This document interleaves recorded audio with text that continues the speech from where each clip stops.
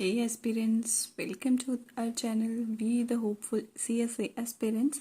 तो इस वीडियो में हम बात करेंगे अफ्रीकन यूनियन के बारे में, जो कि हमें अगर हम सर्च करते हैं तो बहुत ही कम जिसके ऊपर हमें वीडियोस वगैरह मिलती हैं या इंफॉर्मेशन मिल पाती है, क्योंकि उसमें बहुत ही कम हम कह सकते हैं कि छेड़ा क्या टॉपिक है ये जिसके ऊपर बात की गई हो। तो ये कुछ हैंड रिटन नोट्स हैं मेरे जिनसे हम शुरू कर रहे हैं। तो अफ्रीकन यूनियन है क्या? बेसिकली अफ्रीकन यूनियन ना एक इंटर गवर्नमेंटल ऑर्गेनाइजेशन है, जैसे कि हर जगह पे, जैसे कि यूरोपियन यूनियन है, वो पूरे यूरोप का एक ऑर्गेनाइजेशन है जिसमें उनको फ्री ट्रेड वगैरह है ना, कोई वीज़ा फ्री ट्रेवल मिलता है उनके जो कंट्रीज़ के सिटीजन्स हैं इनको। वैसे ही एक अफ्रीकन यूनियन है जो 55 मेंबर स्टेट्स हैं जिसके, जो कि सेम एजेंडा है कि कोऑपरेशन है, पीस है, डेवलपमेंट एंड इकोनॉमिक कॉपरेशन, सब बस यही सबके जो जब भी कोई यूनियन बनती है उसका कारण ही यही होता है। तो जब इसकी नींद लगती है तो किया जाता है। तो अफ्रीकन कॉन्टिनेंट बेसिकली सारा का सारा पैन अफ्रीकन कॉन्टिनेंट जो आता है इस यूनियन में, और इसको लॉन्च किया गया था 2002 में। हालांकि ये इस्टेब्लिश 2001 में हो चुकी थी आफ्टर द 1999 डिक्लेरेशन, जिसके बारे में हम आगे पढ़ने वाले हैं। तो तब 2002 में ये पैन लेवल पे लॉन्च की गई थी, तो इसलिए। और इसके जो हेड क्वार्टर्स हैं वो इथियोपिया में है।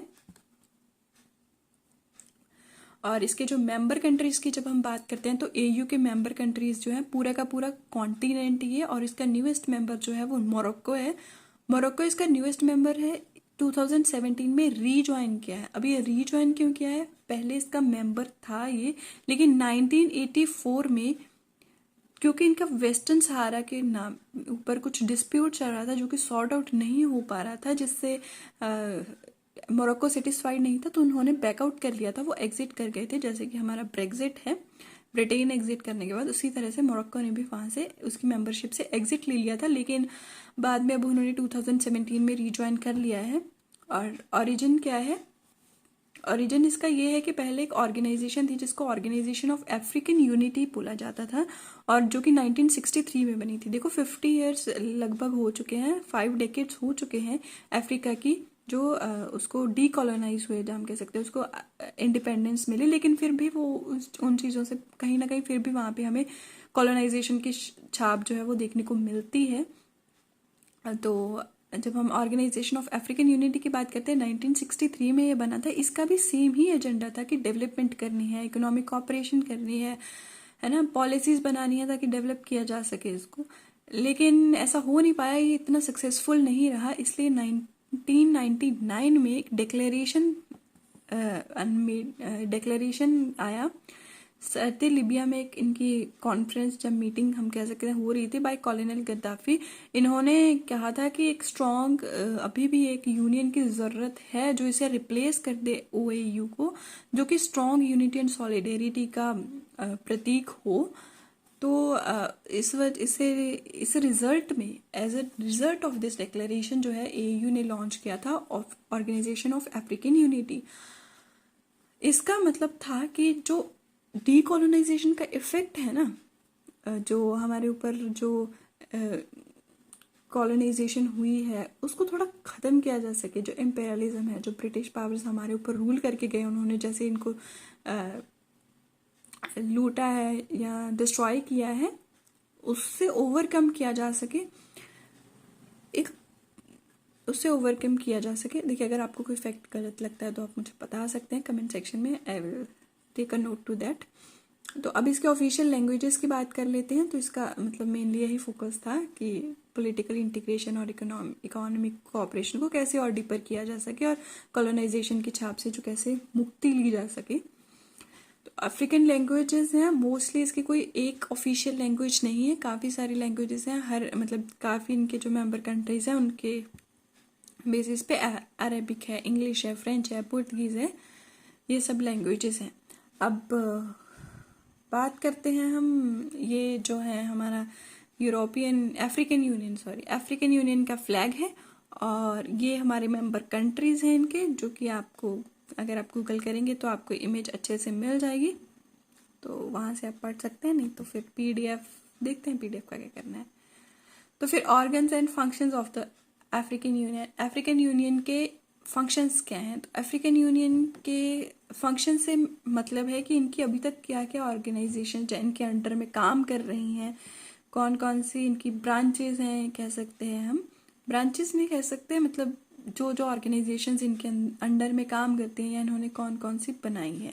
तो अफ्रीकन स्टैंड बाय फोर्स है जो सबसे पहली है। तो अफ्रीकन स्टैंड बाय फोर्स जो है वो डिज़ाइन इसलिए की गई थी ताकि जो कभी जैसे कि हम जब भी हम अफ्रीका के बारे में बात करते हैं तो अगर जिसको नहीं नॉलेज है इतनी तो यही कहेगा कि मतलब हम क्या देख, वैसे भी हम क्या ही देख पाते हैं, क्या ही इमेज बनी हुई है, स्पेशल क्रिएट की गई है कि बहुत ही ज़्यादा पुअर कंट्रीज़ हैं, लोग सड़कों पे से भूखे घूम रहे हैं, है ना, अनएम्प्लॉयमेंट बहुत है, इलिटरेसी बहुत ज़्यादा है, पॉलिटिकल अनरेस्ट बहुत ज़्यादा है, जेनोसाइड्स वगैरह, क्राइम्स, ह्यूमैनिटी के क्राइम्स वगैरह बहुत होते रहते हैं, वॉर्स वगैरह काफ़ी होती रहती हैं।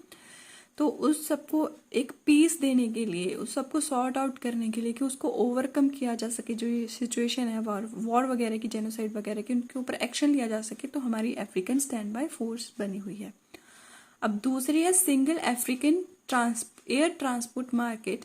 ये इन्होंने बनाया है ताकि जो पूरे अफ्रीका के कंट्रीज हैं उनको एयर रूट के थ्रू जो है कनेक्ट किया जा सके, ताकि जो लिबरलाइजेशन का कॉन्सेप्ट है वो अच्छे से अप्लाई कर पाएंगे और इससे जो पोटेंशियली इनको काफ़ी हेल्प मिल सकती है। जैसे कि अगर ट्रेवल होगा तो ट्रेडिंग वगैरह बहुत इजी हो जाएगी, कन्वीनियंट हो जाएगी।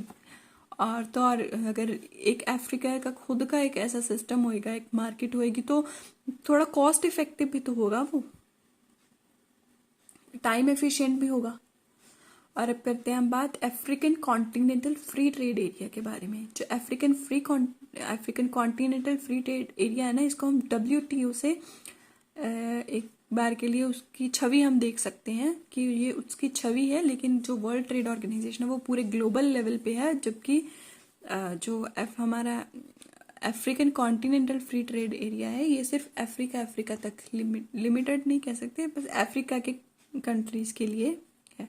तो ये मार्केट क्रिएट की गई है ताकि गुड्स एंड सर्विसेज ट्रेड वगैरह को हम बूस्ट कर पाए, उनके लिए एक अच्छे से, मतलब जो हमारे ट्रेड वगैरह से रिलेटेड जो भी एग्रीमेंट्स वगैरह होते हैं, जहाँ कुछ भी इनको रिलैक्सेशंस देनी है या कुछ इम्पोज करना है, तो सब ड्यूटीज वगैरह उन सब के ऊपर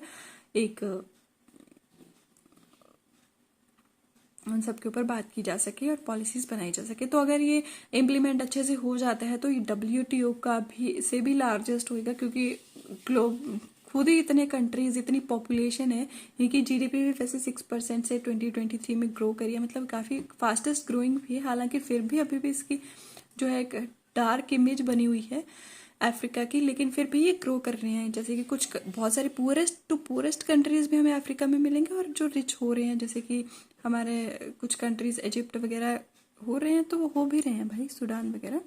तो अब एक है इनकी पैन अफ्रीकन पार्लियामेंट, ये जो है ना, ये मिड रेंज साउथ अफ्रीका में है, पैन अफ्रीकन पार्लियामेंट। और ये डिज़ाइन, ये पता है क्या करती है, ये जो लोगों का एक्चुअल में है कि जो सारी गवर्नमेंट्स हैं कॉन्टिनेंट की, और जो सारे गवर्नमेंट्स को, मतलब पीपल हैं, जो डायस्पोरा है अफ्रीका का, उसको एक पॉइंट देना है कि हाँ उनकी पार्टिसिपेशन इंक्रीज करनी है अफ्रीका की डेवलपमेंट में।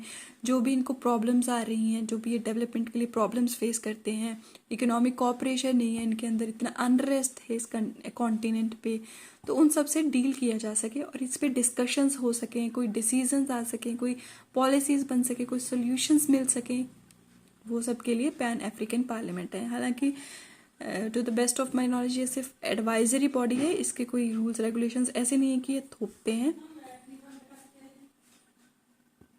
अब है हमारा अफ्रीकन पीयर रिव्यू मैकेनिज्म। जो ये मैकेनिज्म है ये कंपटीशन के लिए बेसिकली, क्योंकि जहाँ पे कंपटीशन होता है वहाँ पे हम जो प्रोग्रेस देखने को मिलती है। तो अफ्रीका का ये जो रिव्यू मैकेनिज्म है, इसमें जो गवर्नमेंट जो एक्चुअली रैंक कर सकते हैं, हम कह सकते हैं कि रैंक किया जाता है इनकी गवर्नेंस के बेसिस पे, इकोनॉमिक प्रोसेस के बेसिस पे, कितना वो डेवलप कर पा रहे हैं अपने कंट्री में, फैसिलिटीज़ ला पा रहे हैं, इंफ्रास्ट्रक्चर, ट्रेड, ये सब, एजुकेशन, ये सब कैसे ये ग्रो कर पा रहे हैं अपनी कंट्री में। तो उसके बेसिस पे इनको रैंक किया जाता है। तो एक रिव्यू करते हैं इनकी पॉलिसीज़ वगैरह को, इनकी प्रोग्रेस को। तो इससे जो है, ताकि ये बेस्ट प्रैक्टिस, पता है जब कंपटीशन होता है ना तब बेहतरी आती है। तो इसीलिए ये रिव्यू मैकेनिज्म है, हर जगह पे होता है। जैसे कि अभी कितने ही सर्वेस आते हैं, कितने, वो भी तो एक रिव्यू मैकेनिज्म ही है। प्रेस का आता है, जैसे कि जिस पे हमारी मीडिया का बहुत गंदा रैंक है, तो वैसे ही अब रैंक नहीं आएगा, हमें पता कैसे चलेगा हम कौन से लेवल पे हैं। अब लेवल ही हमें पता नहीं चलेगा तो हम उसको बेहतर करने की कोशिश थोड़ी करेंगे, अगर हमें कोई फ़र्क ही नहीं पड़ता। क्या ही पड़ रहा है फिर, कुछ अच्छा हो रहा है, कुछ बुरा हो रहा है, कुछ भी तो नहीं, ठीक है चलने दो, क्या ही पता चल रहा है। अगर हमारा कंपटीशन होगा तो हम दूसरे से बेहतर करने की कोशिश करेंगे, तो ऑब्वियसली कुछ अच्छा ही रिजल्ट आएगा। नेगेटिव भी आएगा लेकिन अच्छा भी आएगा।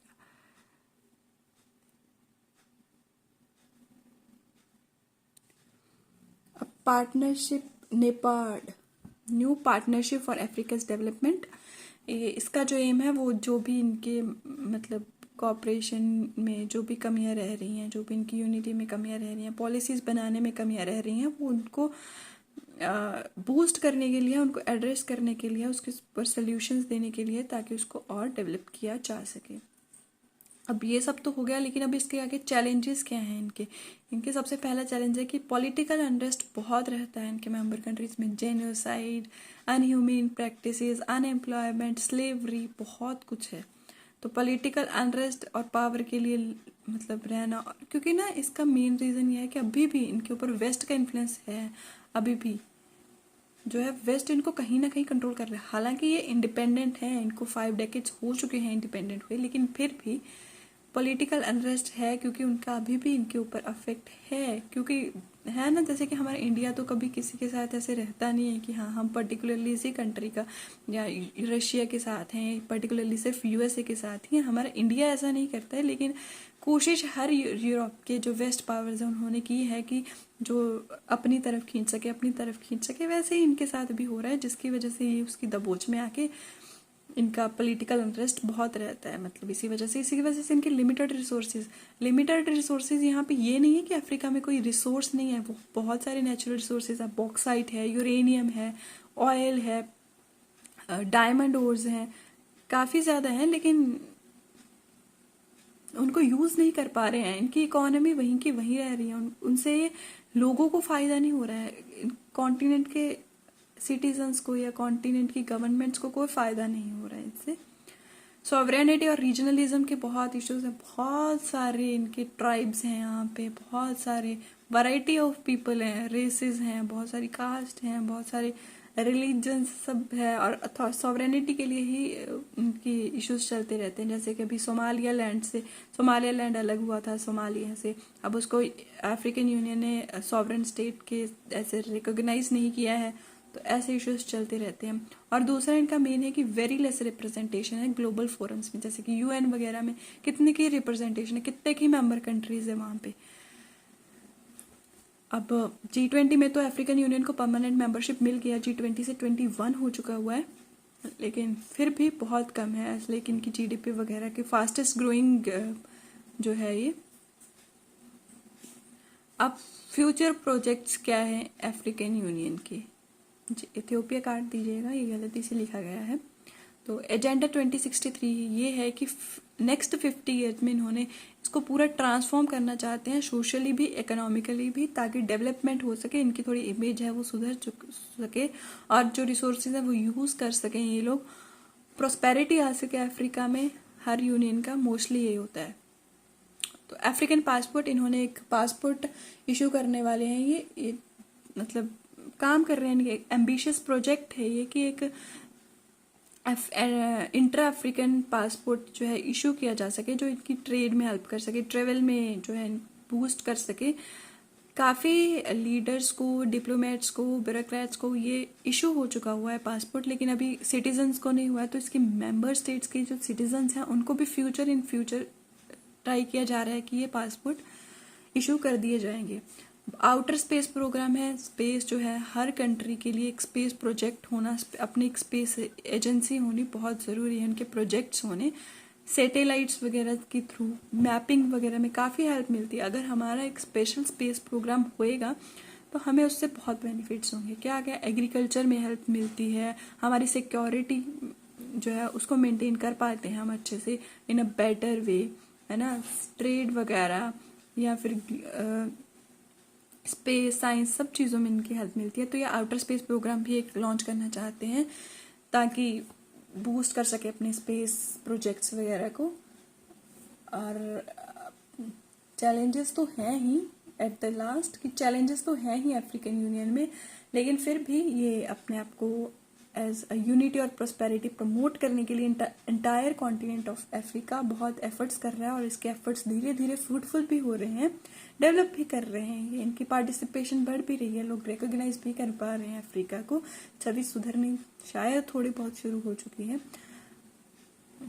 That was the end of the video. बस इतना ही था इसमें। आई होप कि आपको ये कंटेंट अच्छा लगा होगा। अगर आपको अच्छा लगा तो please like, share and subscribe. और आपके अगर कुछ डाउट्स हैं, आपको कुछ अच्छा नहीं लगा, कुछ आपको फैक्ट गलत लगा है, कुछ मिसिंग लगा है, तो आप मेंशन कर सकते हैं कमेंट सेक्शन में। I will take a note to that. अगर कुछ ज़्यादा ऐसा लगा कि हाँ ये फैक्ट मेंशन करना चाहिए था, तो आपके नाम के साथ शॉर्ट्स वाली वीडियो में ये एक्सप्लेन होएगा या फिर इंस्टाग्राम पे। Thank you so much.